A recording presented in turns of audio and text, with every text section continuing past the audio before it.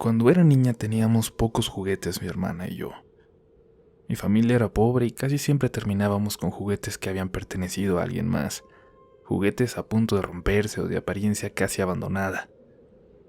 Primero la muerte de mi padre y luego a la enfermedad de mi hermana. En realidad mi mamá trabajaba mucho, pero siempre había algo más importante en lo que gastar.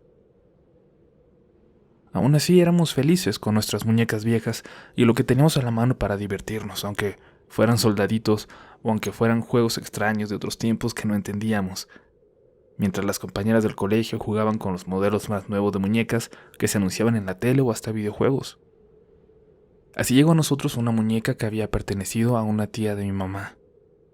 Después de su muerte, la familia tomó lo que se podía antes de vender la pequeña casa que la tía habitó en completa soledad los últimos 20 años de su vida. Mi tía Rebeca, la hermana menor de mi mamá, se topó con una muñeca de apariencia muy antigua en el cuarto de la tía, acomodada en su cama, con una cabeza de porcelana muy detallada, sumamente pesada. La muñeca parecía estar muy vieja y desgastada, pero aún así la tomó e inmediatamente pensó en mí y en mi hermana. Mi tía Rebeca era la que siempre estaba procurando encontrar algo que nos pudiera servir para jugar. Días después, en una visita, apareció con ella en la puerta y de inmediato me enamoré, aunque a mi hermana y a mi mamá las incomodaba por la expresión que siempre mantenía. Su ropita estaba desgastada y su carita raspada, pero le pasé un trapo por su cara y de inmediato le cambió el semblante. Les podría decir que parecía incluso estar feliz. Comencé a jugar con ella, a llevarla a la escuela, e incluso creí que mi mamá lo notaba, pues poco a poco, al despertar, me daba cuenta que la ropita vieja y desgastada se iba haciendo cada vez más linda, como si mi mamá supiera que yo la quería mucho y se pusiera a trabajar con ella por las noches para remendarla. La muñeca comenzó a ser mi compañía todo el tiempo. A mi hermana ya la aterraba, así que no jugaba conmigo cuando yo la tenía, lo cual era casi siempre. Incluso comenzó a dormir en la habitación con mi madre, diciendo que mi muñeca la observaba por la noche cuando intentaba dormir. «Estás loca, es envidia», le decía yo, aunque no podía estar enojada con ella por mucho tiempo porque cada vez la veía más débil por su enfermedad. Claudia. De repente, por alguna razón, comencé a referirme así a la muñeca. Su semblante, sin darnos cuenta, se había convertido en una sonrisa total. Mi hermana recayó y tuvo que ser internada. Mi mamá pasaba todo el día con ella en el hospital y yo terminé en casa de la abuela, bajo el cuidado de mi tía Rebeca. Ella ni siquiera reconoció a Claudia cuando la vio. «No, esta es otra muñeca», me dijo completamente segura. «Mira, esta tiene las manitas y los pies también de porcelana y se ve como nueva». Me di cuenta que tenía razón, pero decidí ignorarla. Mis juegos y todo mi día giraba en torno a Claudia, a nuestras pláticas, a mi juego de té. Recuerdo con total claridad las cosas que Claudia me contaba, que hoy empiezo a dudar si en realidad sí eran parte de mi imaginación, de mis juegos. Esa primera noche en casa de la abuela sucedió algo raro. Por primera vez comenzaba a notarlo. A las 3 de la mañana mi tía Rebeca fue a mi habitación, algo molesta, a pedirme que me durmiera y que intentara descansar. Yo estaba muy dormida cuando ella abrió la puerta, así que en realidad no le entendí, pero por alguna razón lo acepté y le dije que ya me dormiría. Sin embargo, cuando estiré mi brazo y quise abrazar a Claudia, a quien tenía siempre a mi lado, noté que la muñeca no estaba ahí. «Claudia, ¿dónde estás? Regresa». Ahora entiendo lo macabro que era que me refiriera así a mi muñeca, pero en ese entonces, siendo una niña, no lo veía así. Me levanté y caminé por toda la casa, buscando. Escuchaba la voz de la muñeca, esa que le había inventado en mi imaginación, platicando con alguien en la oscuridad. «Claudia, ven aquí», le dije. La voz de Claudia se cayó. Al final la encontré en la puerta de la recámara de mi abuela, que estaba en ese momento con mi madre y mi hermano en el hospital. La recogí y la regañé, y la llevé de nuevo a la habitación en la que yo me quedaba. Media hora después desperté con Claudia en mis brazos y en ese momento estuve segura de que acababa de tener solo un sueño completamente raro, nada más. Sin embargo, por la mañana, los gritos de mi tía Rebeca me despertaron. Me gritaba muy enojada. Fue la única vez en toda mi vida que ella me regañó. ¿Por qué lo hiciste? ¿Por qué hiciste esto? Te dije que te fueras a dormir y seguiste corriendo por toda la casa. ¿Por qué lo hiciste? No entendía por qué me lo decía hasta que me di cuenta del desastre que había en el cuarto de la abuela. Estaba completamente desordenado y las únicas que habíamos pasado la noche ahí éramos mi tía Rebeca y yo. Y Claudia. La noche siguiente, de nuevo, un grito de mi tía Rebeca me despertó. Me levanté y corrí a su cuarto. Le pregunté desde fuera si todo estaba bien. «Pasa», me dijo. Cuando entré, me di cuenta que sostenía a Claudia entre sus manos, observándola con temor. «¿Tú la trajiste aquí? ¿Tú me la pusiste aquí en mi cama?» «No, te lo juro que no», le dije muy asustada. «Estaba sentada en la cama, mirándome dormir», dijo mi tía. La fue a dejar al cuarto en el que yo estaba y me pidió que durmiera con ella. Por la mañana desayunamos en silencio y luego fue por Claudia a la habitación. Su cara, la cara de la muñeca, de nuevo parecía desgastada. Su ropa comenzaba a mirarse fea nuevamente, como si empezara a envejecer de nuevo, poco a poco. «Tócala», me dijo. No estaba así. Y en efecto, toqué sus bracitos y pude sentirlos gruesos, pesados, casi como si tuviera huesitos por dentro. Me dio un escalofrío, pero seguí examinándola. Si me la acercaba mucho al oído, por momentos sentía que podía escuchar, sentir su respiración. Dieron de alta a mi hermana y ella y mi mamá regresaron a casa. Mi tía Rebeca le pidió a mi mamá que yo no me fuera con ellas. Le dijo que aprovechara que ellas podían cuidarme y que yo me quedara con mi tía y con mi abuela, y ella se dedicara en esos días a atender a mi hermana en lo que se recuperaba por completo. Pero yo sabía que lo estaba haciendo por algo más. Mi tía y mi abuela tuvieron conversaciones sobre la muñeca que yo apenas pude escuchar. Mi abuela es una de las personas más religiosas que conozco, pero también, de alguna forma, es sumamente creyente de lo paranormal.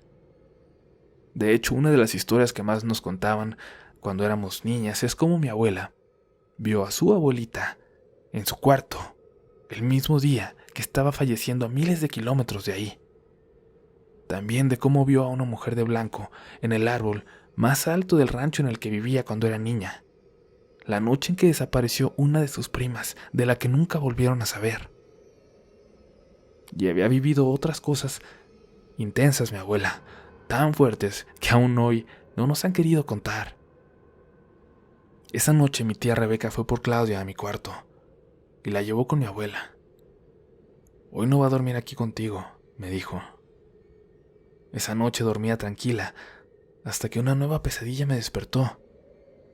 En esa pesadilla, Claudia tomaba la forma de una mujer enorme y ahorcaba a mi abuela mientras dormía.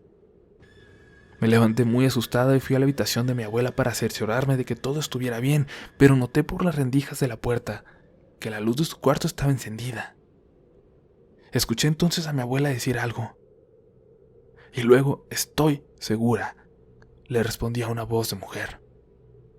Apenas podía escucharlas, así que para nada pude descifrar las palabras. Por un momento pensé que mi abuela hablaba con mi tía Rebeca hasta que a mis espaldas me sorprendió mi tía y me ordenó que me fuera a dormir. «Hay alguien con mi abuela», le dije. Pero mi tía pareció ignorarme y me repitió que regresara a mi habitación. Intenté, pero desperté de nuevo. Apenas eran las 6 de la mañana.